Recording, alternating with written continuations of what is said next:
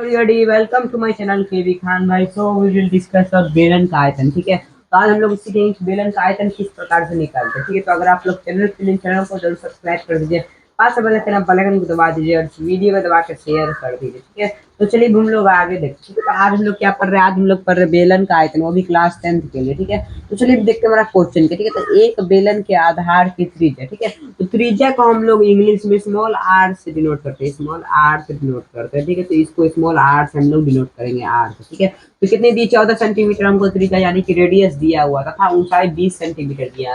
ऊंचाई को हम लोग एच से डिनोट करेंगे इंग्लिश में। ठीक है, 20 सेंटीमीटर है, तो बेलन का आयतन ज्ञात कीजिए। ठीक है, तो बेलन का हमको आयतन निकालना है। ठीक है, तो बेलन का आयतन निकालने के लिए हमको ये फॉर्मूला लगाना पड़ता है। ठीक है, pi r square h, pi r square h लगाना पड़ता है। ठीक है, तो सबसे पहले जो जो दिया हुआ है आपको वो लिख लीजिए। ठीक है, तो सबसे पहले हमको क्या दिया हुआ, रेडियस यहाँ पे त्रिज्या कितनी दी है हमको, 14 सेंटीमीटर दिया हुआ। ठीक है, तो हम लोग यहाँ पे लिख लेंगे रेडियस आर बराबर 14 सेंटीमीटर। ठीक है, फिर हमको क्या दिया, हाइट 20 सेंटीमीटर दिया, हाइट 20 सेंटीमीटर दिया। ठीक है, तो हम लोग यहाँ पे लिख लेंगे 20 सेंटीमीटर दिया हुआ है। ठीक है, अब हम लोग क्या करेंगे, इस फॉर्मूला पे इसको आधारित कर देंगे। ठीक है, तो पाई का हमेशा मान क्या होता है, पाई का हमेशा मान क्या होता है, जब भी आपको कहीं पाई दिख जाए तो उसका मान क्या होता है, 22/7 होता है। तो हम लोग इधर ला पीछे में लिख लेंगे। ठीक है, पाई बराबर क्या होता है, 22/7 होता है। ठीक है, पाई बराबर क्या होता है, 22/7 होता है। ठीक है, हम लोग यहाँ पे क्या कर लेंगे, चलिए देखते हैं। ठीक है, तो पाई दिया हुआ सबसे पहले, तो पाई का मान क्या होता है, 22/7 होता है। क्या होता है, 22/7। ठीक है, बीच में किसी चीज का भी चिन्ह नहीं रहे, किसका चिन्ह होगा, हमेशा गुना का चिन्ह होगा। तो हम लोग यहाँ पे गुना दे देंगे। ठीक है,